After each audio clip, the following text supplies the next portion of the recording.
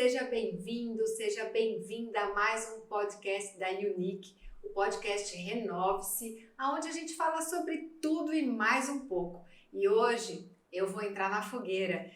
Eu serei entrevistada por ele, que é jornalista e está acostumado a fazer isso, não é mesmo, Matheus? É isso mesmo, obrigado, viu, Evandro? Oi para todo mundo, oi para todo o pessoal que acompanha o Renove-se, é um prazer estar aqui. Que bom que você veio e, gente, ele vai me botar na fogueira. É meu papel. Fiquem até o final que vocês vão saber tudo.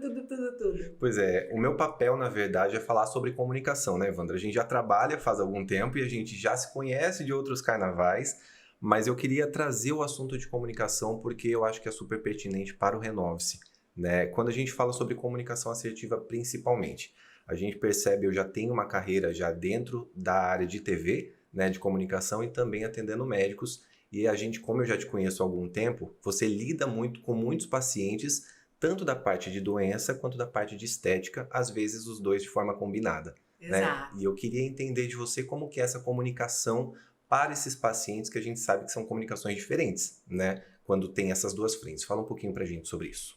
Então, o paciente que é de estética, ele é um paciente que vem com uma dor diferente, ele tem uma dor emocional bastante profunda com relação à autoestima.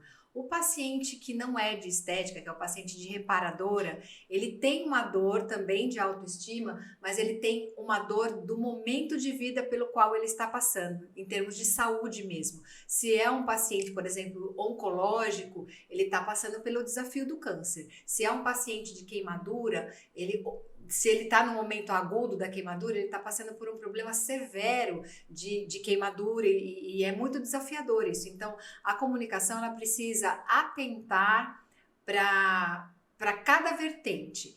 Se eu tenho uma paciente só com uma alteração de autoestima pura e que está reverberando na vida dela em termos de relacionamentos, casamento e tudo mais, eu tenho uma abordagem. Ou se é um paciente masculino que está também com alterações de reverberando no seu casamento ou na sua carreira, na sua profissão, a abordagem ela já muda um pouquinho. Então, esses pilares da autoestima, eles têm diferenças de acordo com o que precisa de resultado para cada um. Não tem como olhar para as pessoas dentro do consultório de cirurgia plástica e dermatologia e botar todo mundo na mesma caixinha. É importante essa filigrana, é uma sensibilidade que a gente vai desenvolvendo. Mas no contexto geral, todos eles merecem uma coisa que aí eu acho que é única, que é o respeito. Todos merecem ser respeitados nas suas dores, não é porque o paciente de estética não tem um problema físico, um desafio físico, que ele também não tenha uma dor tão grande como o outro paciente. Então, todos eles merecem respeito, merecem atenção para suas histórias, para os detalhes dessas histórias e para onde eles desejam ir como resultado daquilo que a gente vai trabalhar ali enquanto procedimento. E tomando carona nesse assunto, né, a gente fala muito sobre propósitos, né? Quando as pessoas elas chegam no seu consultório, muitas vezes elas vão refém de uma pressão social, refém de uma pressão dentro do casamento, dentro do colégio, dentro da faculdade, aquela coisa toda. Como que funciona essa busca pelo propósito? Porque isso acaba sendo comunicação, né? Como a pessoa quer se portar e como que ela quer se apresentar no mundo, é como ela quer se comunicar, né? Como que você descobre junto com o paciente esse propósito, se esse é seu papel ou se não é? Como que você trabalha em conjunto com essas pessoas? Eu encaro isso sim como meu papel, até por conta do resultado final. Se eu tenho uma expectativa dentro de um resultado final que não é compatível com a matéria-prima que eu tenho ali para levar esse paciente, essa pessoa até aquele resultado, eu preciso de alguma forma quebrar essa expectativa. Então, entender o que aquela pessoa quer e por que ela quer aquilo é meu papel. Sempre. É o princípio básico da cirurgia plástica. Até porque você não é só médica cirurgiã, você é uma médica integrativa. Sim. Né? Você lida com outras vertentes, porque a OMS fala biopsicossocial. E você desmembrou isso em mais outras fontes também, né? De estudo e de pensamento. Exato. Então, eu hoje olho o ser humano que está à minha frente, meu cliente, que na medicina é chamado paciente. Exato. Eu olho essa pessoa como um corpo que veio até mim para ser trabalhado, mas que tem uma mente pensante, que tem as suas emoções envolvidas ali, as energias, os relacionamentos, e que tem lá o seu grau de consciência sobre tudo isso. E às vezes o grau de consciência ele não está ampliado, ele está restrito. E a pessoa quer uma coisa, mas na verdade lá no fundinho ela deseja outra. Então a medicina integrativa, a cirurgia plástica integrativa, a dermatologia integrativa, ela precisa também ser funcional. Ela tem que entrar na vida da pessoa olhando como um todo essas 6 vertentes e funcionando para que aquela expectativa mude efetivamente. Se eu não parar para compreender isso, para esmiuçar, eu estou perdendo possibilidades, eu estou estreitando o meu mapa de caminhos. Então é muito importante ter uma conversa boa com essa pessoa. Às vezes eles falam, nossa, mas seu questionário pré-atendimento me pergunta como eu nasci, se eu fui planejada, se eu não fui planejado, como é que é meu xixi, como é que é a minha fezes. Você sente resistência dessas pessoas de preencher? Sim, às vezes a pessoa olha assim e fala assim, mas por que você está perguntando isso? Né? O que vai interferir isso na minha cirurgia plástica? E a gente sabe que interfere. A pessoa que dorme mal, ela tem outros hormônios, esses hormônios vão atrapalhar uma cicatrização, vão deixar você mais inchado um tempo maior e por aí vai. Então, tudo importa. O ser humano, ele é um carro. Quando ele nasce, ele vem um carro limpinho, novinho, mas ao longo do tempo ele vai apresentando aí desgastes e eu tenho que entender esses desgastes para saber se onde eu vou interferir não é uma sobrecarga que vai, sei lá, estourar um pneu, acabar queimando um fusível ou, sei lá, rompendo um motor. Então, quando eu olho, faço essa analogia, para levar um paciente para uma cirurgia plástica nem sempre é grande. É uma cirurgia grande e nem sempre é uma cirurgia por motivos de doença. Então, a pessoa está saudável, ou pelo menos pensa que está saudável, e vai passar por um procedimento. E chega lá, dá errado, tem intercorrências, tem problemas, isso é muito desagradável. Então, quanto mais eu levar esse carro em boas condições para fazer essa sobrecarga, vamos chamar assim, que é a cirurgia, nesse carro controladinho, revisado, melhor. Então, é meio que esse pensamento que eu transferi durante os anos para a minha medicina de hoje. E a gente sabe que nem todos os pacientes estão aptos para fazer determinado procedimento naquele momento. Exato. Né? Como que o médico se comunica de maneira empática e fala o não? Porque ninguém gosta de ouvir não. Né? Desde pequeno, né? A gente ouve não só em momentos que a gente não quer ouvir o não. Exato, né? São momentos que ouvir o não, se você não tem aquela compreensão emocional, ele é muito frustrante. Então, você vê que a criança fica aborrecida quando ela recebe um não. E o paciente do outro lado, ele precisa entender, de novo, eu vou falar, o porquê. O porquê do não. Então, quando eu coloco, olha, o seu corpo, neste momento, e é momentâneo, ele não é aquilo, ele está aquilo. Neste momento, ele não está na melhor condição para esse procedimento. Você entende isso ou você quer insistir no processo? Porque aí, eu vou insistir no processo. Nós temos complicações ou temos itens que precisam estar muito claros. Porque se der errado, aí é 50% de parceria. Eu vou ter o meu, mas você também vai ter a sua responsabilidade. Não adianta se vitimizar. Eu fui lá e fui fazer um negócio e deu errado, a culpa é do profissional. Não. E a gente percebe muito isso na internet, né, Evandra? Porque muita gente hoje, a internet coloca, né, sempre o médico... resultado como erro médico. Pois é, e assim, não é sempre assim, não, né? Não é sempre assim. Nós temos maus resultados, que são maus resultados por erro técnico, sim, temos. E temos algumas pessoas na internet colocando maus resultados de procedimentos que claramente a gente vê que aquela pessoa foi como uma matéria-prima ruim para um profissional que resolveu encarar o desafio. Então tem muito disso. Existem profissionais que têm muita coragem de encarar desafios. Eu sei porque eu sou uma dessas. Mas a gente sabe até que ponto pode ou não. Até pela experiência, né, Evandra? Sim, complicação todo mundo vai ter também, Exato. Tem isso. Mas não dá para você... Tem alguns desafios que aí deixa de ser,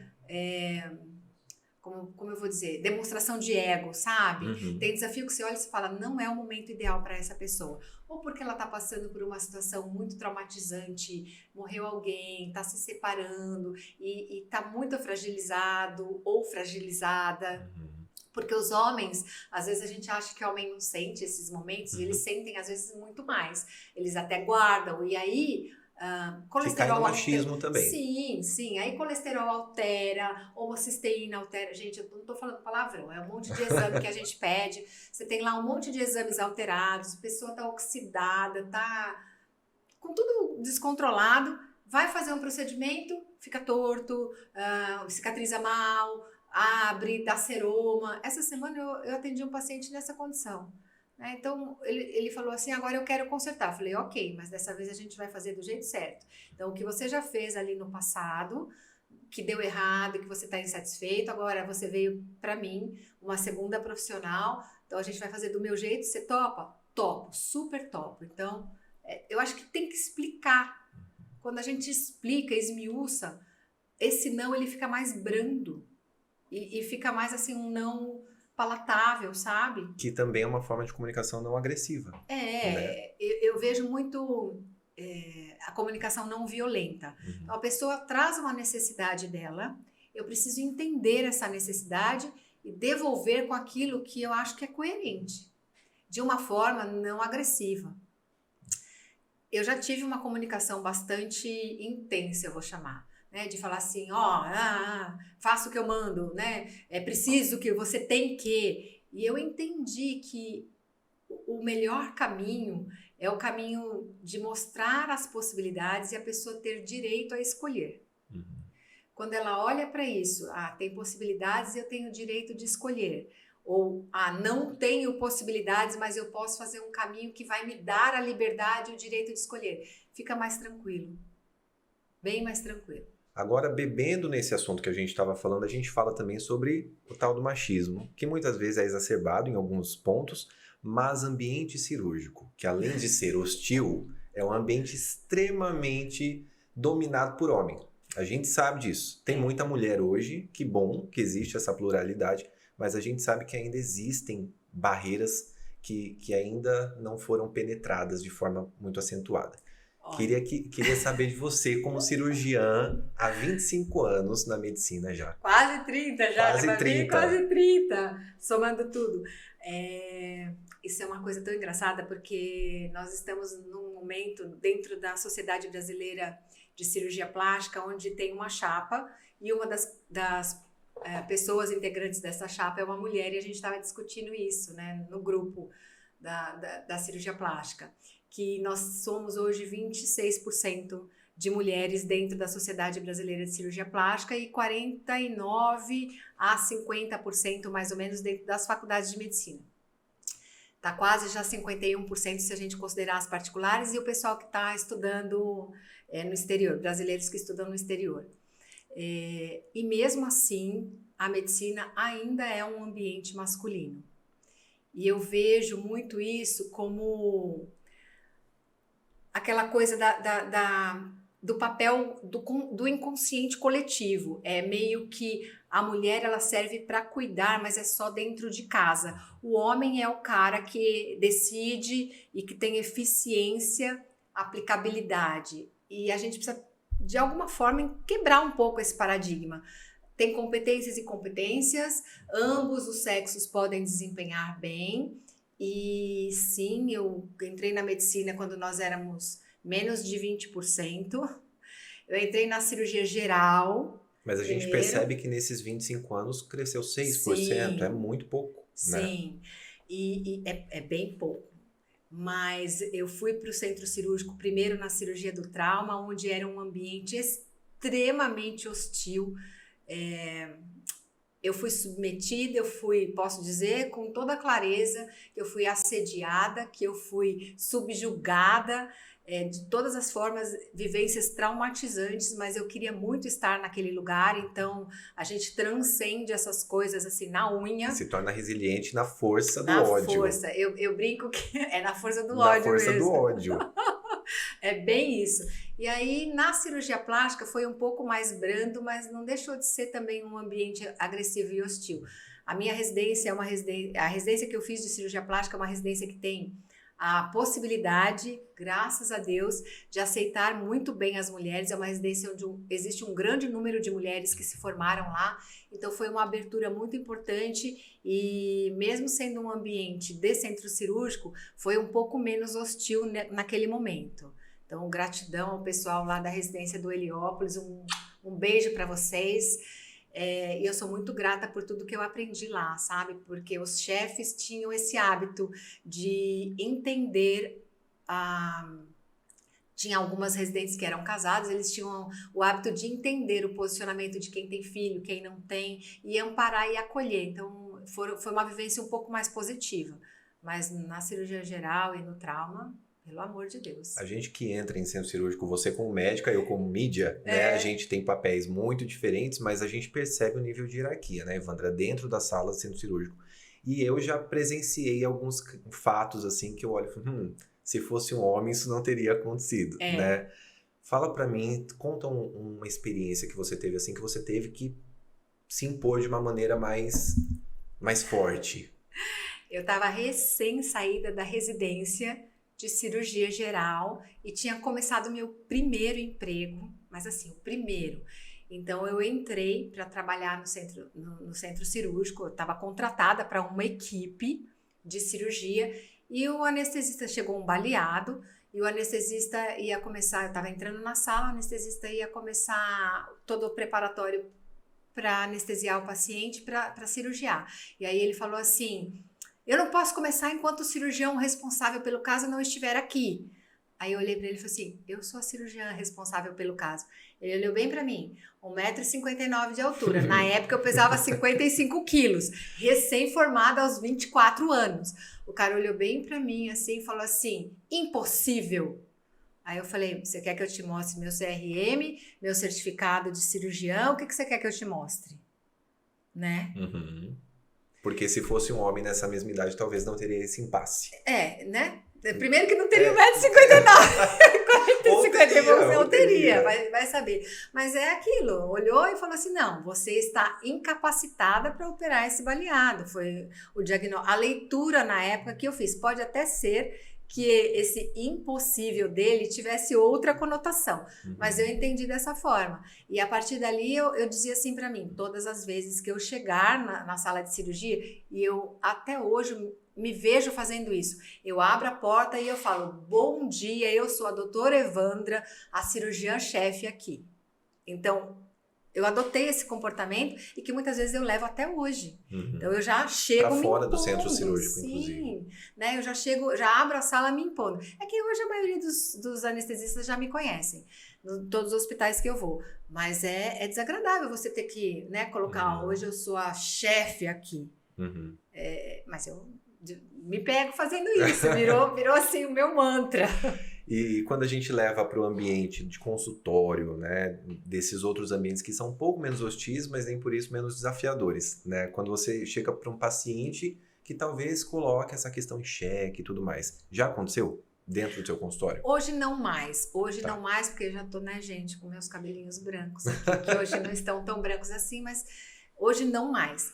Quando eu me formei, eu tive alguns desafios nesse sentido.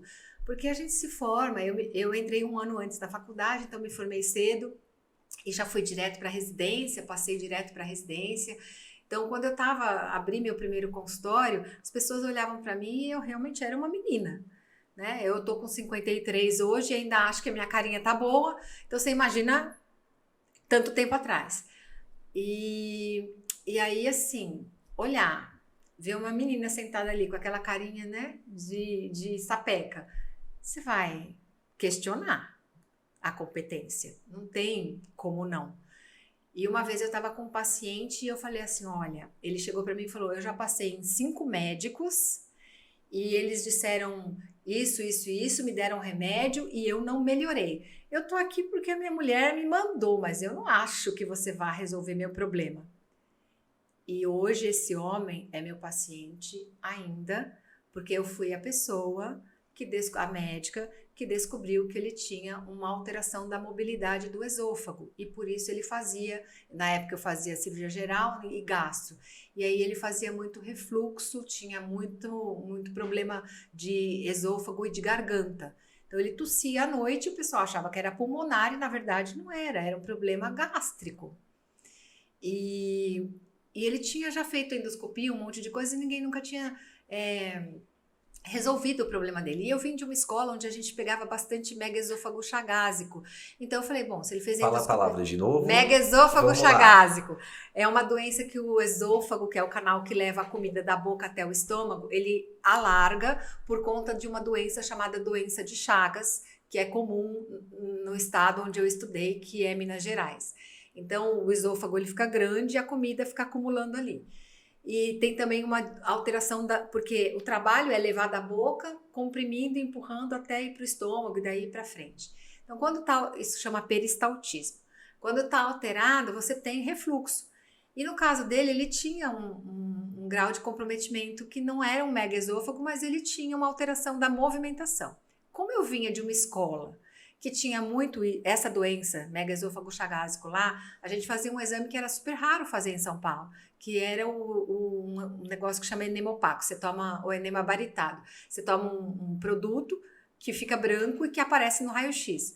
A endoscopia, depois que inventaram a endoscopia, não precisa fazer esse exame mais.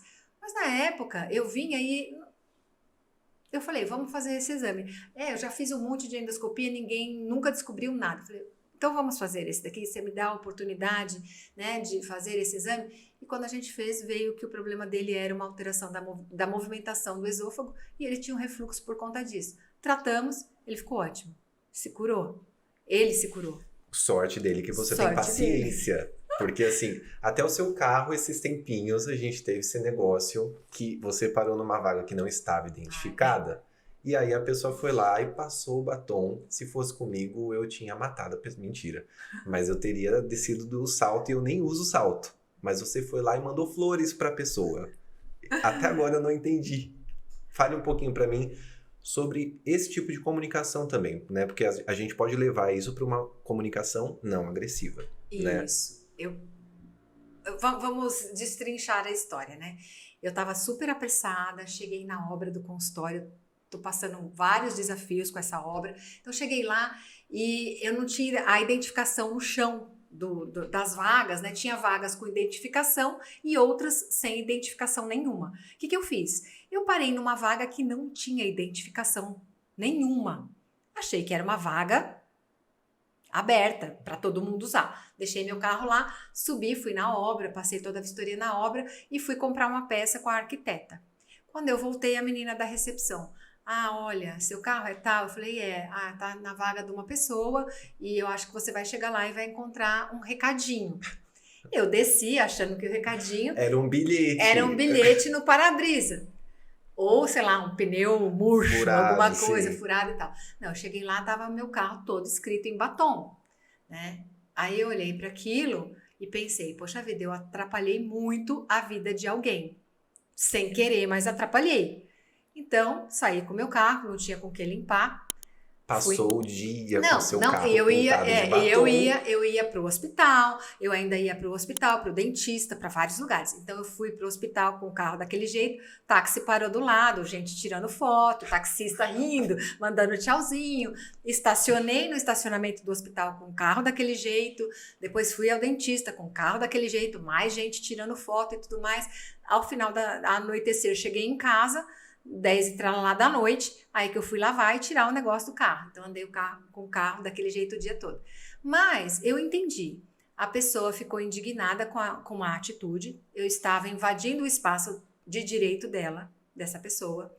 Ela teve a oportunidade de se manifestar. Então, ela colocou lá, né, a indignação dela no meu carro, sem danificar o meu patrimônio, porque usou uma tinta que sai num lugar que era fácil para limpar. Então, de alguma forma, ela mostrou a indignação, mas ela foi respeitosa, porque poderia ter sido furar o pneu, esvaziar o pneu, riscar o carro, quebrar um vidro, várias outras coisas. Então, eu entendi. Ela estava num direito legítimo de se sentir invadida e ofendida e se manifestou.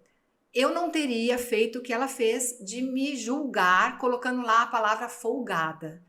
Mas as outras coisas eu até teria feito.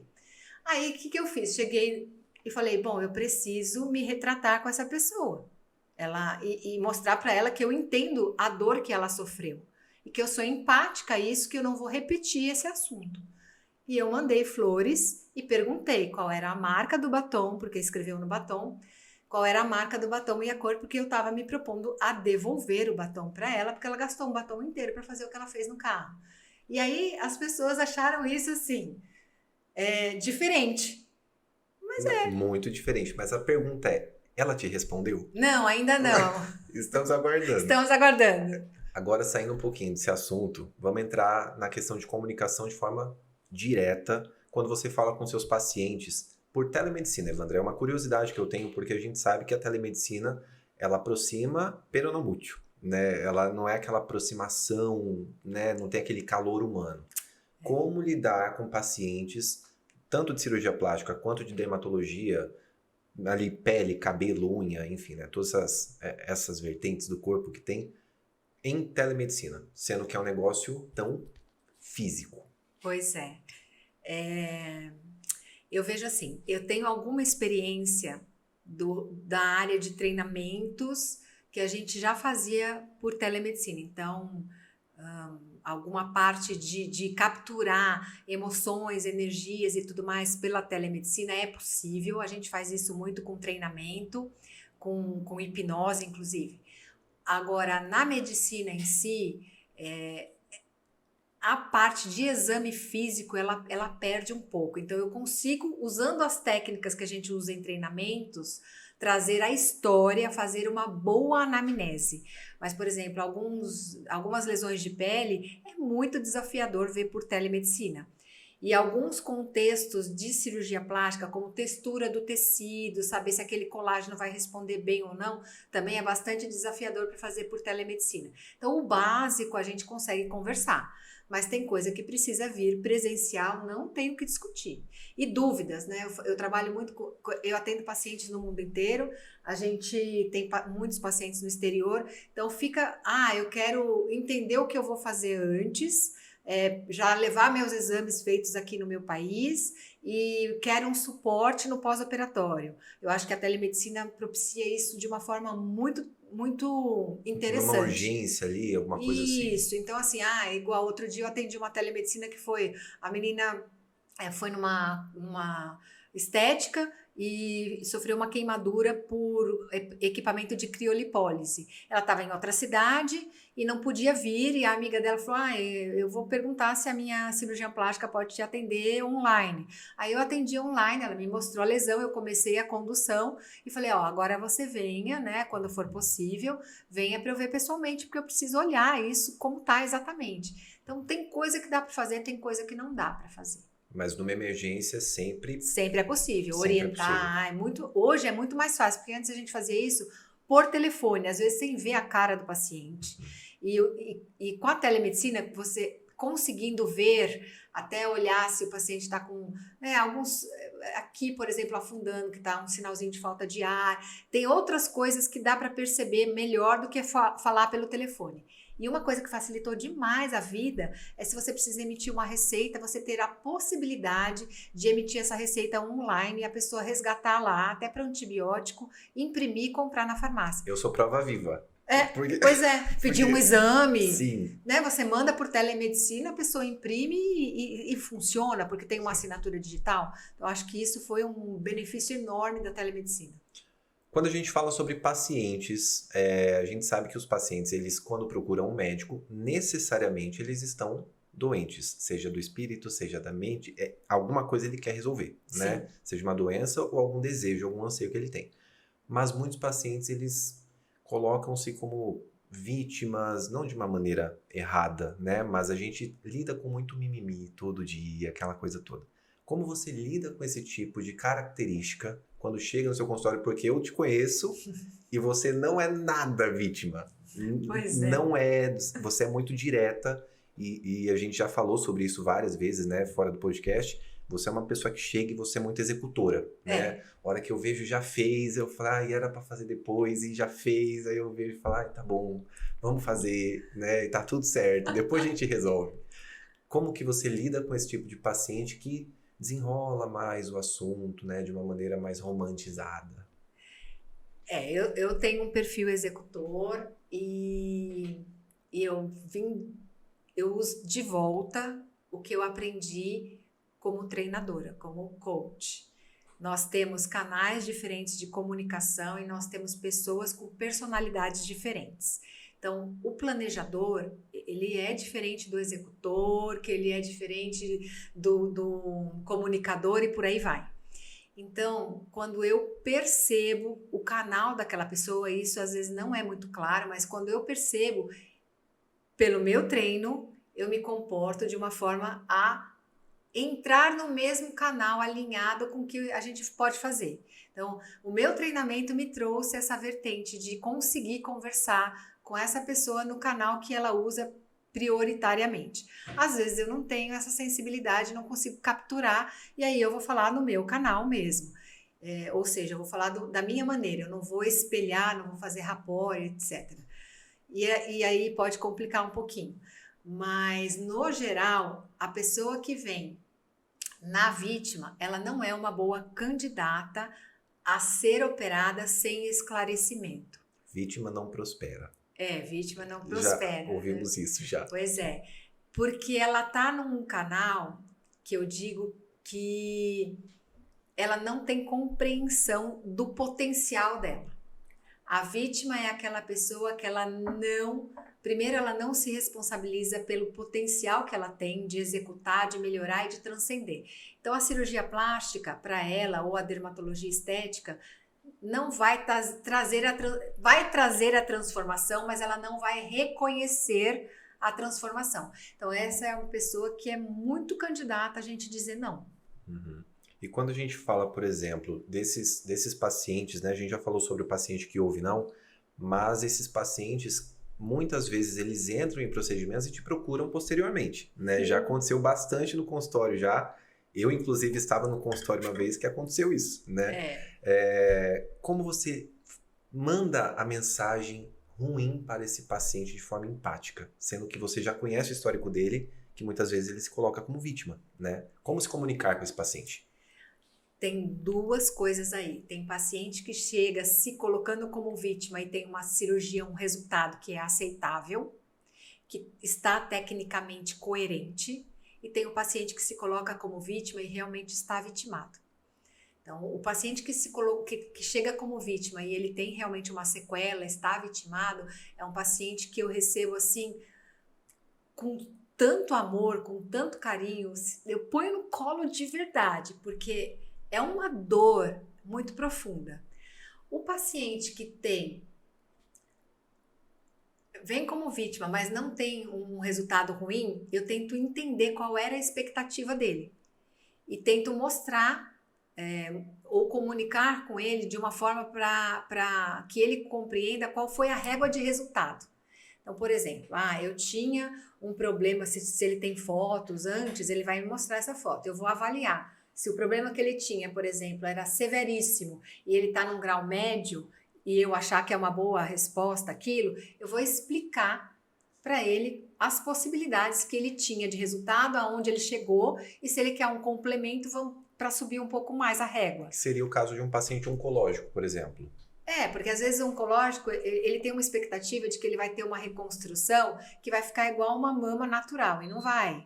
A reconstrução, ela é para chegar ao seu resultado o mais próximo do natural ou do outro lado. Mas não necessariamente ela vai devolver uma mama, por exemplo, igualzinha a que o Papai do Céu fez, né? Então, a gente precisa entender e trabalhar isso. Eu uso meio que essa forma de raciocínio. Tem uma vitimização e realmente está sequelado, nós vamos, na parceria, explicar o que a gente pode melhorar e tudo mais, e às vezes tem muita limitação e a pessoa tem que entender a limitação de resultado que vai ter, porque a matéria-prima já veio problemática. Se tem uma vitimização e o resultado está relativamente bom, nós vamos entender, olha, né? Da onde a gente partiu, o quanto você já ganhou, o quanto era a sua expectativa, como é que é essa frustração para você, qual é o resultado que você espera, e se a pessoa tiver um resultado quiser um resultado que eu vejo que eu não vou conseguir dar, eu falo, não consigo. Eu tenho muita humildade e segurança de E dizer... tá tudo certo. E tá tudo certo, já aconteceu. Eu já operei uma amiga, que a outra foi com ela, depois passou em consulta comigo, não operou comigo, operou com outra profissional que prometeu mundos e fundos para ela, o resultado não ficou bom, ela voltou comigo, eu falei assim, olha, mas eu não consigo te dar a expectativa que você tem, eu já te coloquei isso na sua primeira vez, agora você está com um resultado que eu avisei de alguma forma para você que poderia acontecer, entendo que você está frustrada e tudo mais, mas eu vou colocar de novo, eu não tenho... não imagino que eu possa te entregar esse resultado que você quer pelo período que você deseja. Isso é uma limitação da minha técnica e do seu corpo.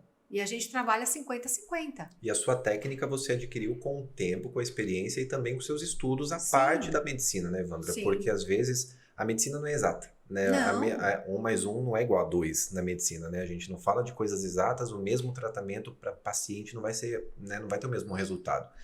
E muitos médicos ainda estão descobrindo isso ao longo da profissão, né? Isso é maturidade, porque eu digo sempre o seguinte, a melhor técnica, a melhor técnica de estudo, o melhor médico em termos de comportamento, ou seja, que está lá disponível, que foi estudar essa técnica, que treinou e preparou, mas também tem que ter o melhor paciente. E tudo isso nas melhores condições. Esse é o caminho para o resultado ideal. Se você tem a ausência de uma dessas pernas, de um desses pilares, às vezes não dá certo. Então, eu posso fazer a melhor técnica do mundo, ser a melhor médica do mundo. Se o paciente não fizer a parte dele, acabou. Destrói metade ou mais do trabalho que foi feito. Hoje você é uma médica empresária, coisa que a faculdade não ensina. Né? A faculdade ela ensina você a ser médica, mas os desafios do empresariado hoje, a gente é empresário, né? Eu tenho a minha agência, você tem a sua clínica, o seu Instituto Unique, que tem vários colaboradores que estão lá dentro e alguns fora também.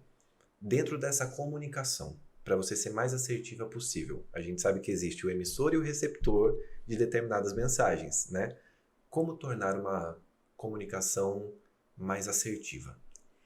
Primeiro, a gente tem que conhecer a forma pensamento do nosso time. Então, quem está lá hoje fez um teste de personalidade. Então, eu sei... Para ver se encaixa. Isso. Então, eu tive que aprender isso. Eu saí da faculdade, eu fiz Empretec no Sebrae, meus pais e irmãos são empresários, então algumas coisas eu aprendi dentro de casa. Depois eu fiz um processo de coach, onde eu aprendi mais algumas coisas. E aí foi um processo assim, eu aprendi como eu funciono e eu aprendi como uma empresa precisa funcionar. Mas a interconexão entre essas duas coisas ainda não estava muito clara para mim. Foi quando eu comecei a ter dificuldades na gestão. E aí eu precisei dar um passo atrás e falar assim, peraí, eu tenho que entender como essa coisa roda. Da mesma forma que eu tenho que entender como é que o meu paciente tem um canal de comunicação, eu preciso entender como é que meu time tem um canal de comunicação, o que eu quero de cada pessoa, qual é o papel de cada um e como eu posso contratar pessoas que cumpram exatamente aquele papel do jeito que eu preciso. Ou do jeito que eu quero também. Tem essas duas coisas. E que tá tudo certo. Às vezes a gente se coloca, não, tem que ser do jeito... Não, é do jeito que você quer, porque, né, é o teu negócio. A empresa é minha, é o meu negócio, eu quero que rode de um determinado perfil. Então, o que aconteceu? Antes eu simplesmente contratava porque eu, sei lá, gostava da carinha da pessoa, achava que ia dar certo e contratava. E eu dei vários murros em ponta de faca. Tive muitas frustrações, muitas decepções, alguns, assim, problemas até, de paciente que às vezes não fala pra gente, mas depois que a pessoa às vezes se desliga da empresa, vem contar as histórias. Ai, não gostava muito, não era educado. Pois é. Sim. Enfim, tem a fase boa e a fase ruim. E eu fui aprendendo que eu precisava... Porque no amor todo mundo é bom, né? Pois é. No amor todo mundo é ótimo. Depois da briga que vira o inferno, né? E manda lá a conta pra tirar da presidência e hashtag fica preso. Pois é. Enfim, eu tive que aprender isso comigo, para aprender a fazer a minha gestão pessoal, a gestão da minha casa, saber quais são os tempos de cada coisa, porque eu também me atropelava e fiquei workaholic, quase tive um burnout. Então, precisei fazer essa gestão dentro da minha vida para depois transferir isso para o meu negócio. Não é uma coisa que o médico tenha habilidade, que seja fácil, a gente realmente não aprende isso na faculdade, deveria, mas não aprende. E eu acho que essa coisa de entender a personalidade, o filtro com que cada um olha o mundo e a forma como cada um toma decisão, me ajudou a colocar dentro da equipe alguém que supra um pouco das minhas deficiências. Então, por exemplo, você já falou, eu sou uma executora, então tem dia que eu já chego, eu não dou bom dia e já vou falando, precisa isso. Aí tem uma mocinha sentada na recepção, ela olha para mim assim com aquela carinha de anjo e fala assim, bom dia.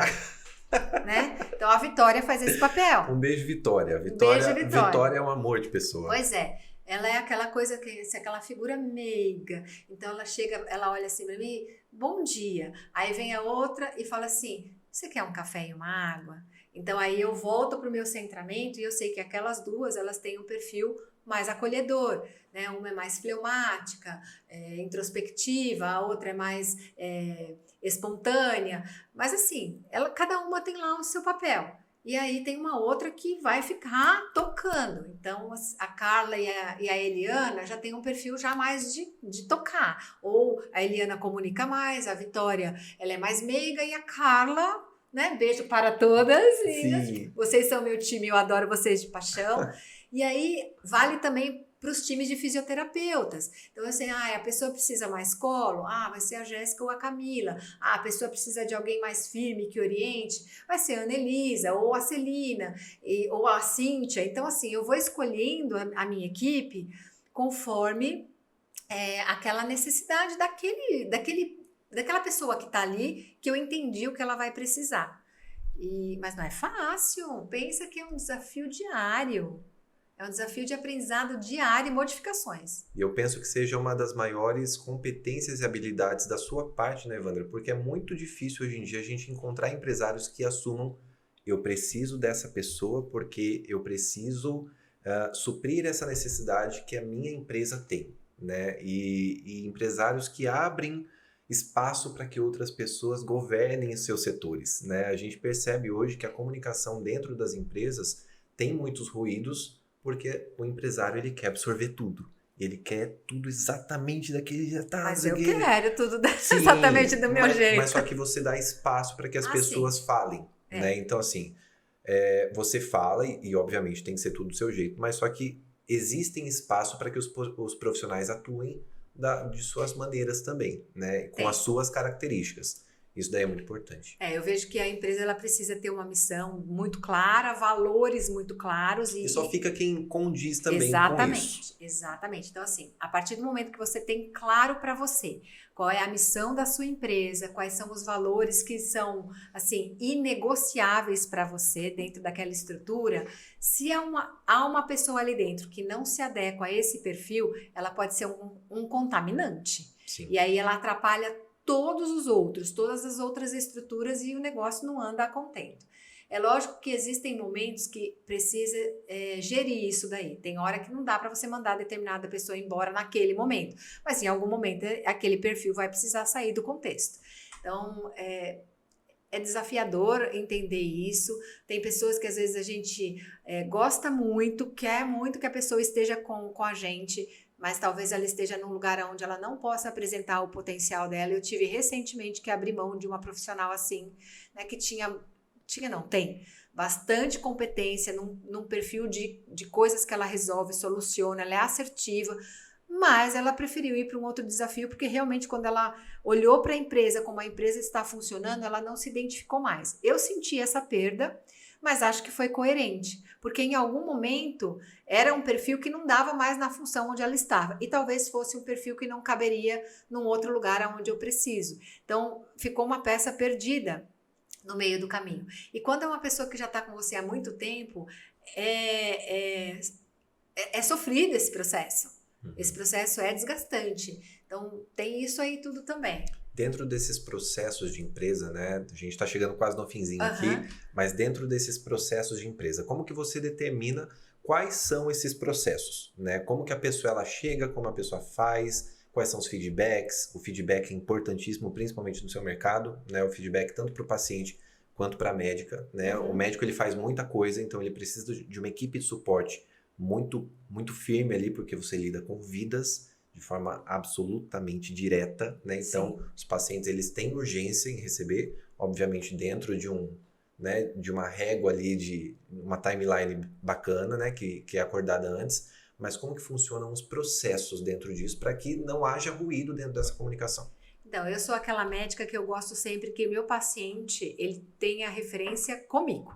Então, eu tive uma intercorrência, uma dúvida, eu dou meu telefone pessoal eu e ia eu perguntar digo... isso, você dá o seu telefone? Eu dou meu telefone pessoal e eu digo, olha, de manhã, de tarde, de noite, domingo, feriado, qualquer horário, você me aciona. Se eu não conseguir te responder no máximo 15 minutos, é porque eu tô com alguma coisa sendo feita ali, porque normalmente no máximo em 15 minutos eu respondo. E ela responde mesmo, viu, gente? Ela responde. Até de madrugada. É de madrugada, a gente se fala. Aí às vezes meu telefone toca, eu falo assim: oi, Evandra, não, pensei no negócio aqui, vamos fazer, amanhã eu vejo lá, depois a gente vê, tá tudo certo. E é assim.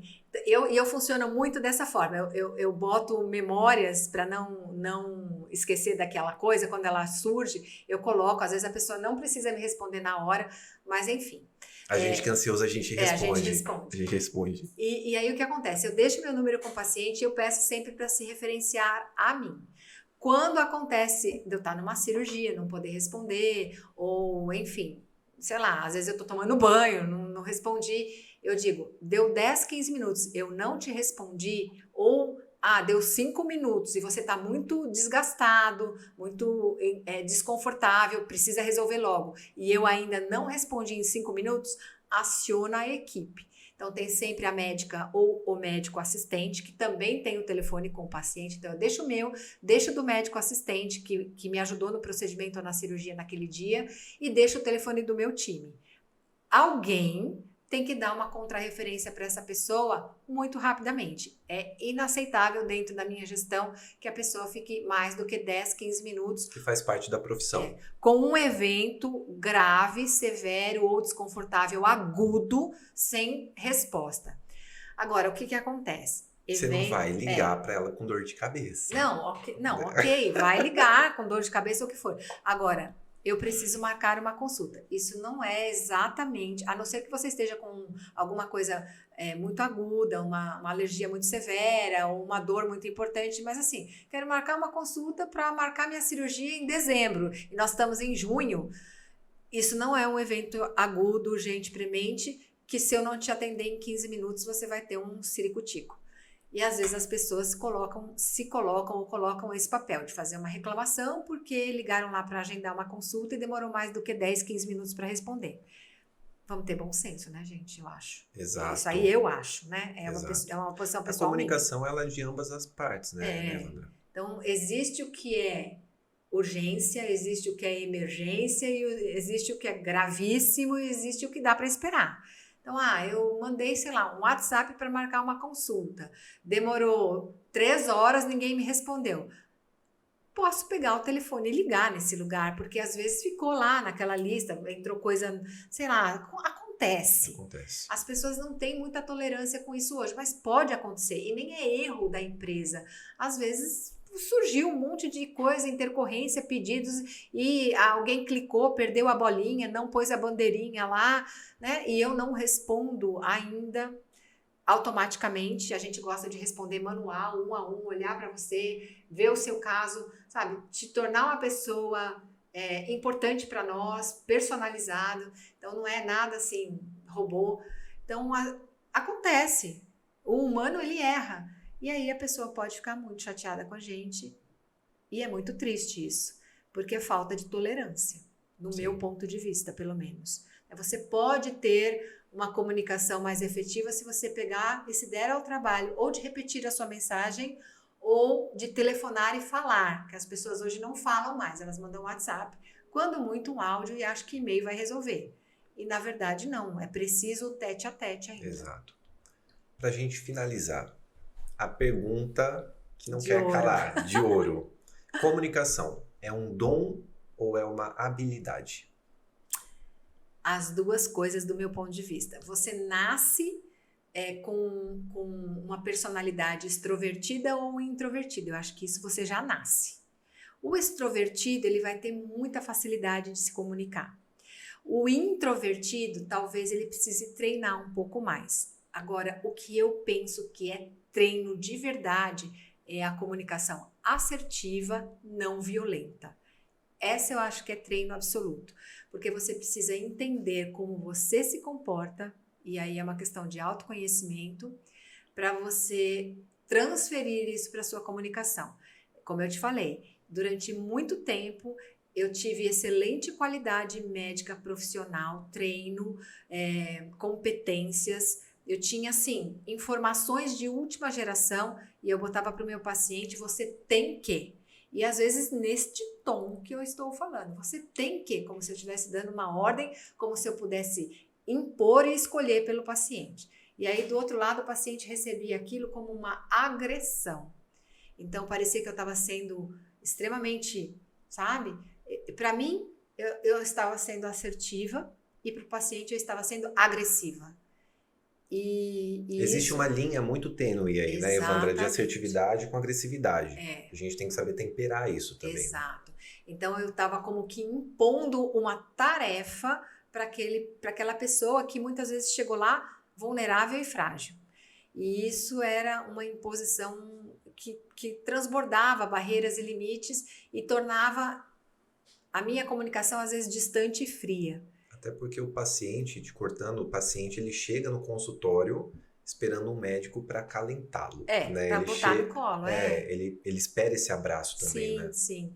E aí eu fui me modificando, me conhecendo melhor, filtrando as minhas coisas também, eu fui entendendo que o paciente ele quer um médico sim que o acalente, mas também ele quer um médico que resolva os problemas que ele traz. Então fica uma linha aí entre ser como uma mãe que recebe no colo, mas como o pai que vai determinar o caminho. Então tem que ter o equilíbrio dessas duas vertentes. Eu botei pai e mãe, mas assim, é a energia do acariciar, mas é a energia do vamos mover isso daí para um outro lugar. Não é só acariciar e vamos deixar você na zona de conforto. Então, ou de desconforto habitual, ou desconforto que já estou acostumado com isso, né? Não, vamos trazer você para um outro patamar, para um outro local, para um outro ponto. Então, você precisa entender, participar, escolher e colaborar. Não dá para fazer sem isso. Eu não posso fazer por você. Entendo que você queira, que é mais fácil, mas não posso fazer por você.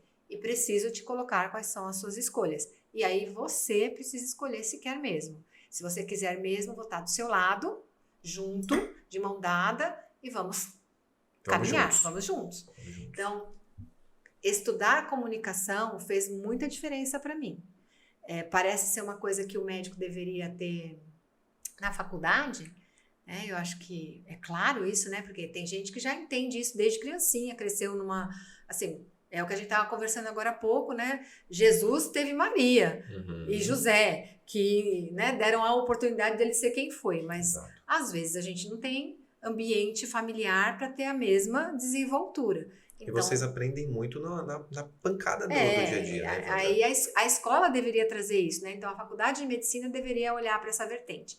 Mas eu penso, e tem uma fala muito importante de inteligência emocional e PNL, que diz assim, o médico, quando ele entra para a faculdade e ele começa a ter muito contato com o sofrimento, ele começa a se blindar para ele não entrar naquilo. Então, como se ele precisa ter empatia, mas se ele fizer a empatia plena, ele se desgasta, se machuca e não tem potência para executar o que ele precisa executar.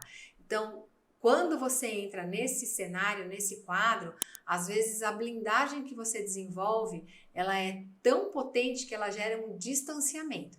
E isso deveria ser esmiuçado na faculdade. Sim. Para que a gente tivesse um desenvolvimento melhor logo no começo da carreira. Eu sofri até para aprender isso, mas hoje eu tenho isso como uma clareza muito importante. E não vou dizer para vocês que de vez em quando eu não caio lá, né? Eu tô igual aquele boneco do posto. Eu caio quando eu vejo, opa, eu tô nesse lugar, deixa eu voltar aqui para uma comunicação um pouco melhor. A gente trabalha em áreas, né? Porque eu venho de uma área de televisão também, atuando em jornalismo, né? E a gente que tá, você em hospital, eu em redações, a gente acaba perdendo em alguns momentos até a nossa humanidade, né? Porque a gente se depara com tanta coisa errada e ruim. Imagina o jornalista de rua, né? Que vai ver todo tipo de desgraça. É estupro, é assassinato, família batendo, agressão, não sei o quê. É só coisa horrível, né? O jornalismo, uma das matérias-primas dele é o crime, né? Então, é o crime, é a corrupção. A gente lida muito com isso no dia a dia. E esse foi um dos motivos que eu desviei a minha carreira há alguns anos, porque eu percebi que eu estava perdendo a minha humanidade, né, dentro desse processo. Mas vai voltar agora, né? Vai para a faculdade de medicina. Pois é, aí a gente vai para outros lados das coisas. Vamos ver como as coisas lidam. Obrigado, Evandra. Obrigado pela oportunidade de estar aqui. Que conversa boa, né? Foi boa demais. Espero que o pessoal em casa tenha aproveitado bastante, porque para mim foi muito enriquecedor. Não, e aí agora, gente, se vocês quiserem ir para a fogueira e para a saia justa, ele vai dar o Instagram dele e vocês entram lá e convidem para fazer um podcast. Meu Instagram é mmerija, só seguir lá. A gente fala muito sobre comunicação, sobre mídia, marketing, tanto digital quanto offline, né? Porque eu sou de televisão, então a gente vem do offline, mas a gente leva a comunicação também para as clínicas, consultórios e todas as empresas também, né? Que a gente percebe que são famílias, né, Evandra? Exato. As empresas que a gente atua são famílias, a gente acaba ficando mais com os nossos colegas de trabalho do que com a família em si. Principalmente se eles te ligam às 2 da manhã. Não, a Evandra já é da minha família, já. Eu tô na reunião com a minha mãe e falo assim, espera só um pouquinho, a Evandra tá ligando. Eu falo, chama pra almoçar, vem almoçar em casa, tá tudo certo. Obrigado, viu? Eu que agradeço. Foi muito gostoso conversar aqui hoje. Mesmo que eu tenha ido pra fogueira. Tá tudo certo. Evandra, então um brinde ao nosso papo. Opa! A comunicação. Saúde! Que a gente se comunique cada vez mais. Que sempre. Tem bastante coisa pra falar ainda. Pois é, e a gente vai se ver no próximo podcast, né? Pois é. Saúde! Saúde!